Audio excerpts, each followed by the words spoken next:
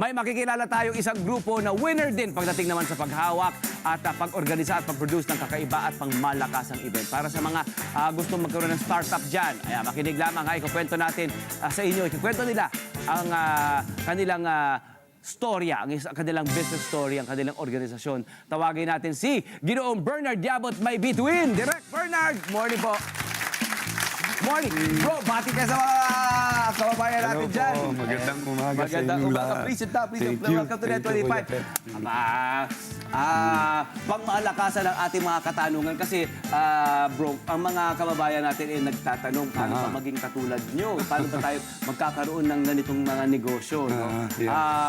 Kailan po at bakit mo po naisipang simulan ito at mabuo itong kumpanya na ito? Okay. So, ang company namin, Lumina Events PH, no? So, ako po yung Managing and Artistic Director. So, ako din yung... Ilan po kayong partners? Marami tayo.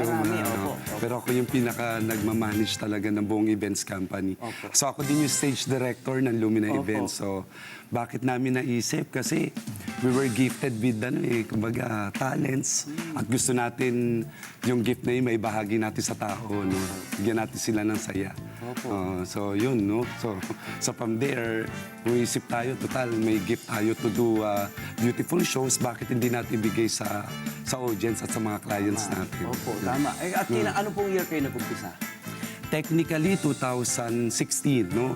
Pero 2 decades na yata akong gumagawa ng mga events. As freelance na... Oo, yeah. At naggaling kasi ako sa sir, sa Angono, no?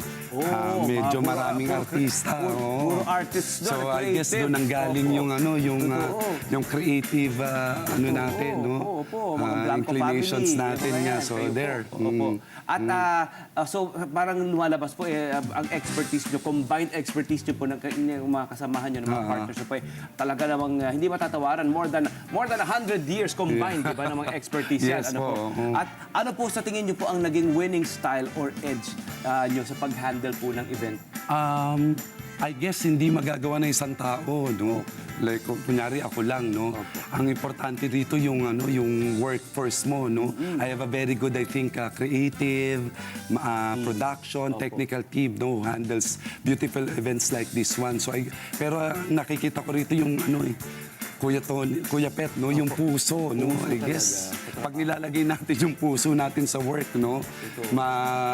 Magiging maganda show. Matutuwa mga clients natin at audiences natin pagka lalagyan natin ng puso talaga yung bawat natin, Opo, kasi event natin. Iba po yung may iba yung fulfillment po na oh my God, ng isang live event. Correct. At ang inyo pong kunyari ako po isang kliyente.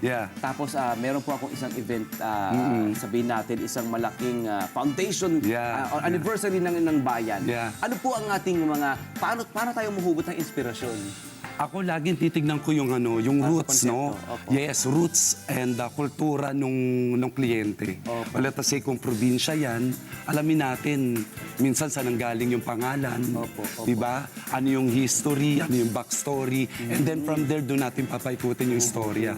So nilalagyan natin ng concept ang bawat show. I guess yun din na nagbibigay ng edge kung bakit may kakaiba, no? It's always about the story of a show. Kahit anong show yan, lagi may storya.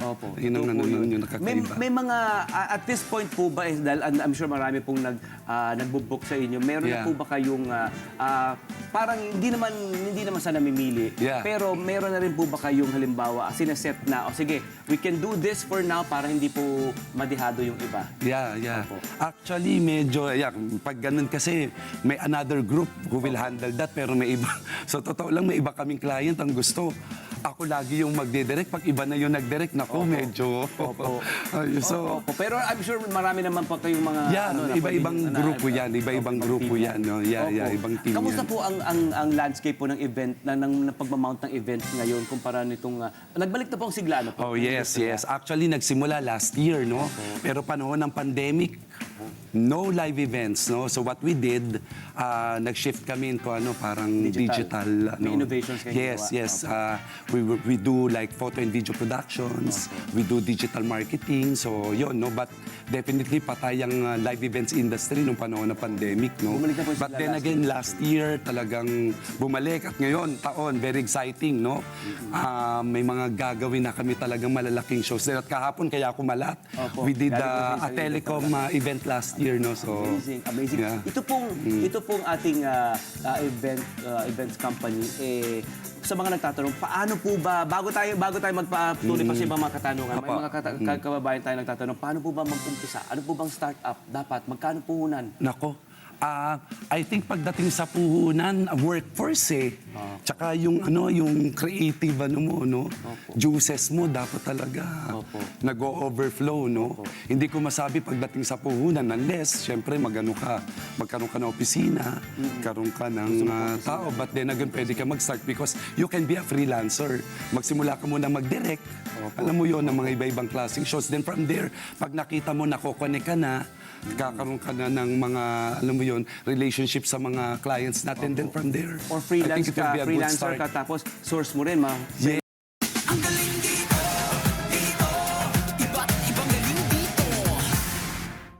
Yes, yan ang pinakamalaking kasiyahan, no, na nararamdaman ko yung makatulong sa mga tao, lalo na sa mga taong talento, no, napakatalentado at napaka-creative, no. So binibigyan natin sila ng mundo sa industriya. Paano niyo po napapanatiling fresh ang mga konsepto niyo?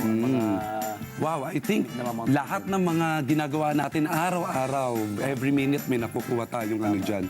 Pero what we did usually, kasi mga special events mga production shows pag hindi mo nakikita, nandiyan naman ang TV, di ba? Nandiyan naman ang YouTube.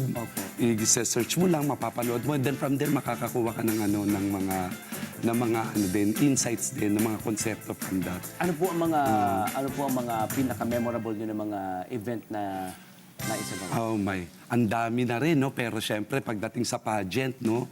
So marami kami gumawa ng Miss Grand Philippines last year. Opo. Yan. Kami gumagawa ng Mutiati La Union. Ito po, Yes, oo, yeah. Ginawa niyo, kakatapos na po. Yeah, Opo, at tama. saka ang pinakamalaki ko pagdating naman sa fashion show, yung kay Michael Cinco last year. Oh my God, that was really big. The first Metaverse Fashion Gala by Michael Cinco. malaki po yun. So Lumina Events ang gumawa niya. So very Na-interview na po siya ng ating network president, si Ginoong Michael Cinco, si Sir CRD. At napaka-generous daw, Oh my heart God. and of mind sa pagtuturo. Napakasarap makipag-work kay Michael Cinco. Siguro talaga pagka nag-uumapaw yung mga ideas mo, no? Sarap makipag-usap na gano'n. And I would think sa inyong company, talagang nag-uumapaw din ng creativity. Kasi you're all Yes. Ang sarap It's always about the people you're working with. Sarap makipagbatuhan ng mga ideas. I guess doon ang gagaling talaga. Hindi pwedeng sa isang tao lang, no? I always believe in the power of workforce, no? The power of teamwork. It's always like that. Ito po yun. Kahit sa anong endeavor. Kahit saan. So masasabi niyo po, ito po ang inyong ginagawa ay maaring gamitin po ng mga kababayan natin sa kahit na anumang endeavor po. Yes. Yung teamwork.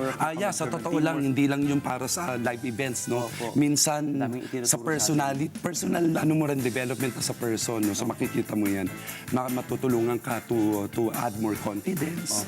Lalo na yung pagharap din sa tao, I guess yun ang malaking magagawa mo rin. Para sa mga taga-subaybay natin, ano po ba yung mga kailangan abangang events ng inyong events company? This year, ang dami, no? Kahapon po, isang telecom campaign ang ginawa namin, no?